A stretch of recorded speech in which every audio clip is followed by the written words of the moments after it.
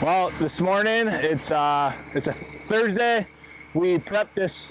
We actually had the homeowner did the excavating for the bin.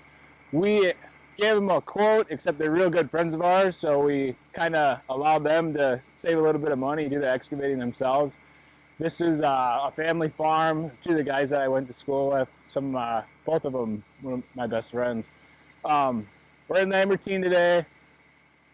We're pouring a 50-foot grain bin pad. So this pad's going to be similar to this, and it's from my understanding, they'll dry the corn, leave it in there for storage, and then they'll be able to contract throughout the year to sell it, so they can hold their corn instead of during harvest time when rates are cheaper, taking it directly into the co-ops. They can store it, get contracts in the middle of summer when prices are higher, and then take it in. Pretty simple concept. It's about a 2x3 grade beam, quite a bit of rebar in this. The grade itself, the base, is 2 foot of heavy breaker underneath, and then another 2 foot up to the grade beam. Same thing on the inner circle. So there's over 4 feet of fill that's all been roller compacted. I believe it's well over 1 million pounds that will be on this slab when it's done. So that's why we have the reinforcement, and that's why the subgrade is 4 feet and roller compacted. Some guys will pour it with the trucks and not run the conveyor.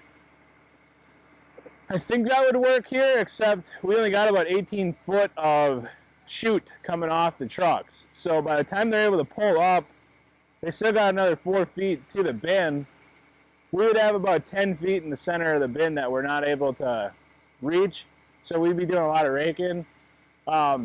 Concept today is to get in, get out. We have another driveway to do later today. We have to go prep.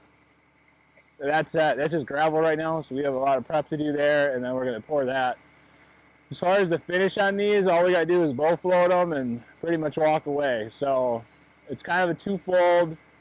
We're trying to get it down quick, and we're trying to get out of here, but we're also trying to get the trucks out of here. We're pouring right away in the morning, and I don't like taking up time on the trucks. I don't know if people will say or agree that the faster you can get those trucks back, the more likely you are to get the trucks in the future. So we try to run that efficient too. It saves us time and it saves the suppliers time. We'll have 5 of us today. Pretty simple as far as just not stepping in that grade beam. And we'll keep you guys in the loop in the middle of the process, see how it goes. I am a little bit, it's a lot of pressure coming out on these forms. All the forms are custom made. So Brent Hansen, which we'll interview him a little bit later on here, he's actually the one building the bin itself. He custom made all of these forms. So each form bolts together to the next form, and then there's 4 to 5 pins in each one, and then we have a 4 foot rebar dowel holding each pin. So then there's a bolt on each pin, top and bottom, and we'll set it to height, and then you just run your bolt in there to keep your form at height. Bolt it onto the next form, crank that tight, and then that tightens your radius. So everything's tied together, and when you do fill it, it just kind of pulls out on itself. A little bit of backfill just so you don't have the bottoms or anything blowing out. I think it's going to work good, but this is our first bin pad, and it's my first bin pad overall with these forms too. Justin's done one before, but not this style. So if we have a blowout, we'll blame Brent. Oh, brisk 40 degrees.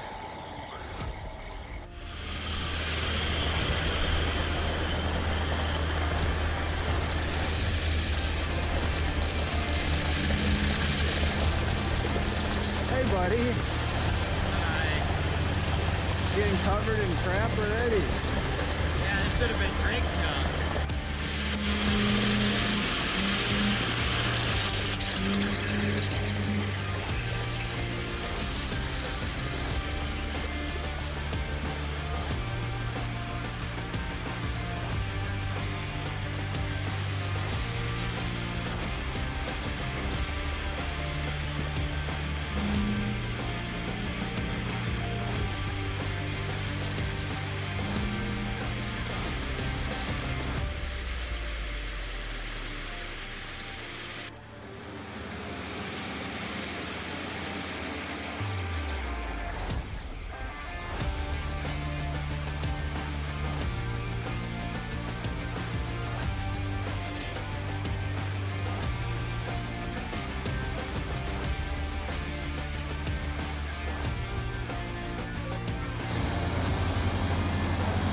I think what we'll do is run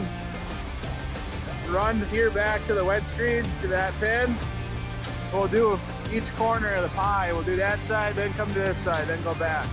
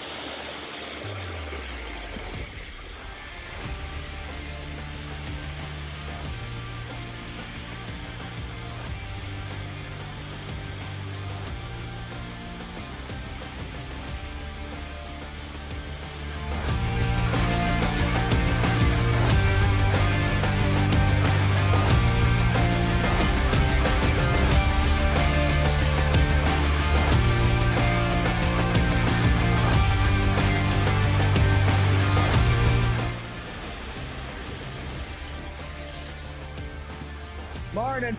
You want to bring it up to like a 5.5? Yeah. Thank you.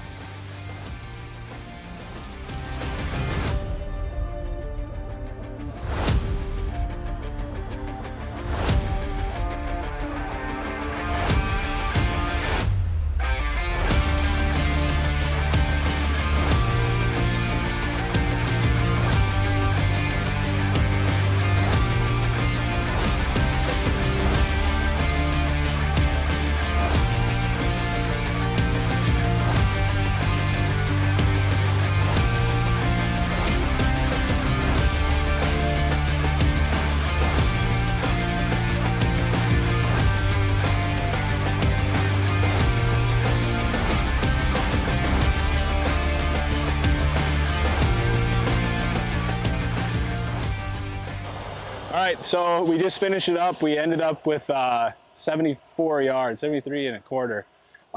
Thankfully, we had 9 trucks planned out. We ended up, by the time the 7th truck got here, we already knew we needed the 8th truck. But I'm here with Brent Hansen. Brent's gonna be the one putting the bin together.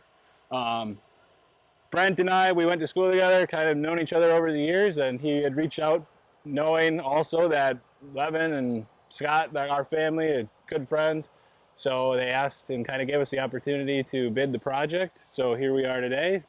Ended with this, and then Brent, if you want to give a little information as far as how you got rolling your business now. It's not specific towards grain bins, but Sure. So right out of high school, I started in the grain handling, material handling business, and I learned a lot at a company I worked for 5 years, transitioned into more of a grain handling specific company, and then decided, hey, I want to do this for myself. So I jumped out, and I will admit I was probably a little premature on jumping out when I first left. taking the risk, dude. I took a huge risk, Yep. and I mean, it panned out now, but looking back, it was pretty crazy. Yeah. But so I started with just specifically mobile welding, and I could see that wasn't going to pan out. So I'm like, I gotta just dive into the grain handling, and that's what I did. And so now I offer mobile welding, fabrication, and then grain systems from start to finish. I do work at feed mills. So anything that has to do with feed, grain, material handling. And you're kind of all over too. It's not just Final That County. No, Dodge. I mean, you've been doing a lot of traveling too. Yep. I've done jobs in Minnesota, La Crosse. I mean, I'll go to a different state. I don't have any boundaries. We'll say that. Yeah. It's have you seen it growing quite a bit, or is Yeah, it? yeah. Within the last year, 2 years, word of mouth has really started to spread out. Okay, So. as far as this goes, so I kind of gave you guys a little bit of information on Brent putting the forms together. So like in the wintertime, you realizing like you're going to be putting up these bins. I would assume that was Yeah. a reasoning behind putting the money into building these all out. Yeah, so the nearest forms that you can rent are within probably 45 minutes of here. And I knew I was going to sell some bins this year, so I'm like, well, why don't I just get some forms, and then if a customer buys a bin from me, I'll just include that in the job. They can just use them for free. Yeah, I'm like, this is our first time using them, and it worked awesome. Yeah. Like, I mean, there's no blowouts or nothing. It's No, they're a little heavier than the standard form, but I wanted them to stay true. Yep. And then the pins, it's just 4-foot rebar. 4-foot rebar. It all bolts together. Yeah, and then even height. having your bolts on there to set your heights has been awesome too. Yep. Yeah, everything honestly went real smooth for doing our first bin too. From prep to pour, everything went good. As far as the build process goes, what does that look like for you? So obviously we'll have to let this cure now, and then they'll start assembling the roof first, and then they sheet by sheet go up, and then once that bin is up, it'll be 13 rings, and that one's only 8. Oh, so it's quite a bit bigger than that one. It's quite a bit bigger, and we'll have a 2-way distributor on the back side for the blow line, and that blow line will come up over the top of that bin to the top of this one, and then that's how the grain will get to this. So it's all an air system. So then they'll pull up with the trucks here or over on that one to feed. Like, how does it feed? This one for now, it'll be coming out this side, and it'll be the same setup. They'll have to move that portable auger. Okay. But in the future plans is to connect the 2 bins to create one singular loadout spot. Okay. Yeah, I mean, I guess that's probably going to be a wrap for this project. Yep. Keep following along though. Jack's going to have video and probably a quick rundown. I might come out for a day too or whatever and just kind of give a rundown on what's going on with you. We're going to have a video of the build out. Not sure how detailed it'll be, but it'll cover basically from slab here to finish. So if you're interested in that, guys, subscribe, like the videos, and we'll keep them coming to you. All right, it's Thursday afternoon. We'll probably combine these videos. We poured already this morning at 6:30. We did that grain bin. So just over 74 yards. And then we are back on this project. You guys might look, it might look a little familiar from our original video. I think it was first video that we posted. So we started the year actually with the walkway and the driveway up there. And we got a call back to add some more. So of course we said yes. We came from that grain bin pad to here, and we formed it up this morning, which is very ideal. I mean, time-wise, efficiency that way. Typically I don't like to do that, but yesterday I stopped in here and noticed that the excavator had already had good heights and everything set, so it was something that we could just run in here, set our forms, and be good to go. So we're currently waiting on concrete. You guys that pour are pretty familiar with that, I'm sure. So they're supposed to be here right now, and the truck's not loaded. So we'll keep you in the loop.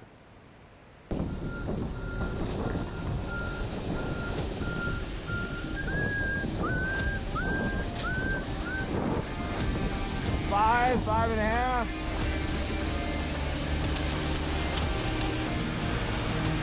Going all the way across first and then down the center.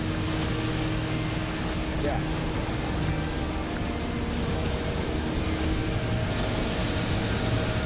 You can just fill that whole thing in, just back and forth, yeah.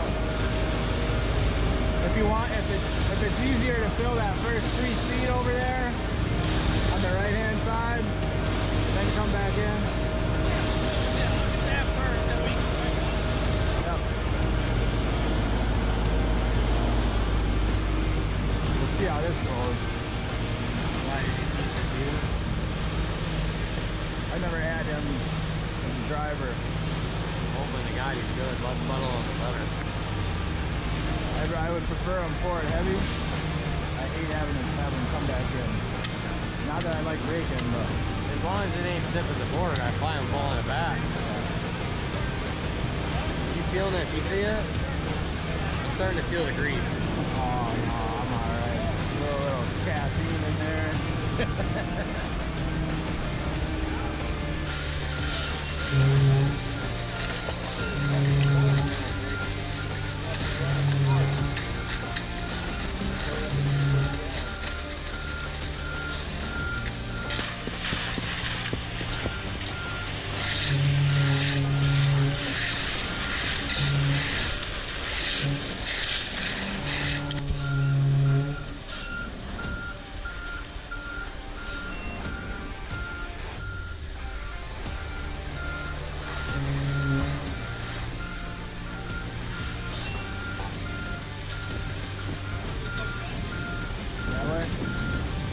Well, if you want to go that way,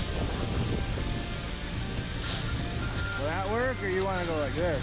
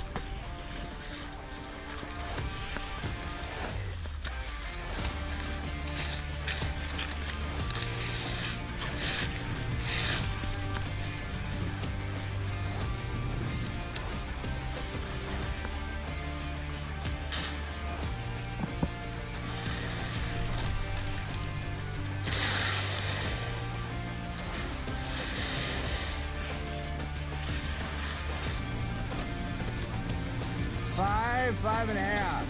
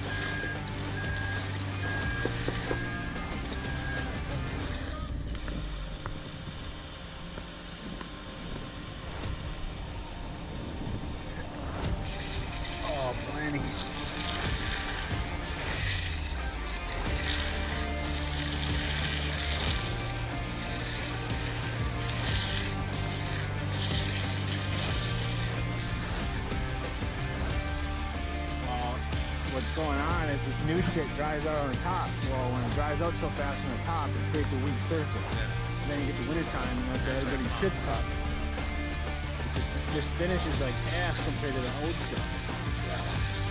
We just Like this, like we shouldn't even have to hit the edges right now, but it's... You said it's the same as this morning? Yeah. That's hard to believe. Edges are too soft.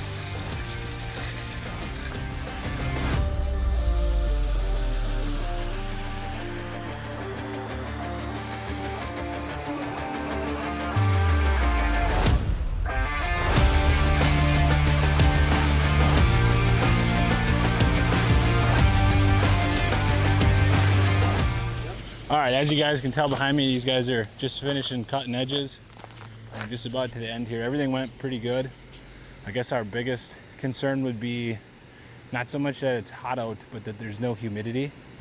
A lot of guys have been having problems across the US, not just cold weather climate, everywhere, but this new cement type 1L, the top dries out real fast. So when that happens, a lot of times, like, it's always load to load is a big problem. So like a lot of guys are just trying to figure out how to counteract what is going on. But the slower you can get that concrete to cure, the better. You want that surface to dry out slow so the top can harden and crystallize. When there's no humidity and wind, it dries that top out real fast and it creates a real weak surface. And then that's what's happening in the wintertime here is as soon as you get any moisture, the tops are just blowing right off. And it's stuff that's three months old and the top's gone. We've limited our risk on that so far. We've had one callback due to that specific issue. But I know guys that have been doing this for 30 years and they've had more callbacks in the last 2 years than they've had in 30 years. So we're trying to figure out a mix design and a finishing technique as far as keeping that ground saturated and the top hydrated. When you guys will see on the GoPro, I was talking a little bit, is you're trying to saturate the ground so that way the moisture in the concrete's not going directly into the ground and sucking it out of the concrete.